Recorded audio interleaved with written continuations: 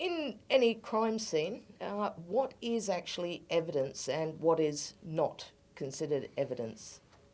Well, as I mentioned before, it is a consultative process to go about collection of evidence. Now, ultimately, it's the forensic examiner inside the scene that determines whether they're going to collect an item as a forensic exhibit.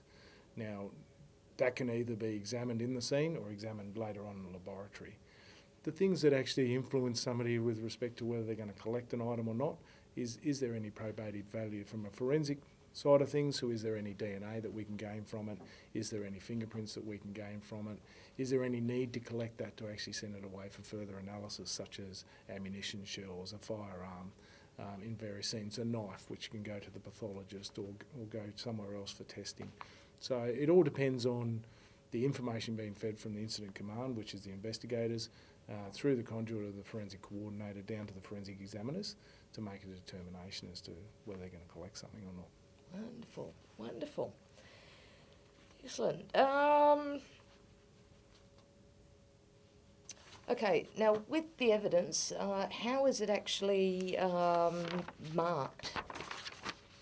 Yes. Look, generally, for obviously the first process that we do with any crime scene is to try and record it as it is before we start influencing it and taking exhibits from it and various things like that. So what we utilise to start with are A-frame markers or versacones, which are just a little quadrant cone that you stand on the ground. Now they're usually marked with a letter either A through to Z, and increasing up to AA to double Z if you have to, and or a number from 1 to about 100, obviously increasing as high as you want to go, up to 999 I believe. So those markers are used to actually identify what forensic examinations we're potentially going to come back and have, and simply we use a big marker such as that so that we can capture it on in the photo, and it's obviously then being able to be seen in a court scenario or by the jurors.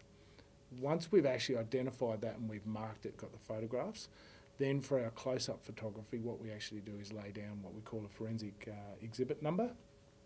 Now that a forensic exhibit number is basically a sticker. It's about 5 centimetres by about 5 centimetres, and we place that down next to the item. That forensic exhibit number has a unique barcode on it that no other barcode will ever match that within the forensic facilities, and these are checked regularly prior to actually being issued out to all the forensic facilities. It also has a 5 centimetre scale on it. It will have a little bit of area where we can write the address, the date, the person that's collecting the item, a little description about what we're collecting, and maybe the victim or the complainant's name of to where we're collecting it from. Excellent. Now, with the evidence collected, the person collecting it, do they have to wear any particular clothing? I mean, you see in those shows that all the detectives and, are there with their wavy hair out, leaning over the dead body and, picking up things. And does this happen in real life? No. No. No, is the answer straight up. Yeah. No, look, yes, we wear personal protective equipment. Obviously, once again, it depends on the crime scene you're going to.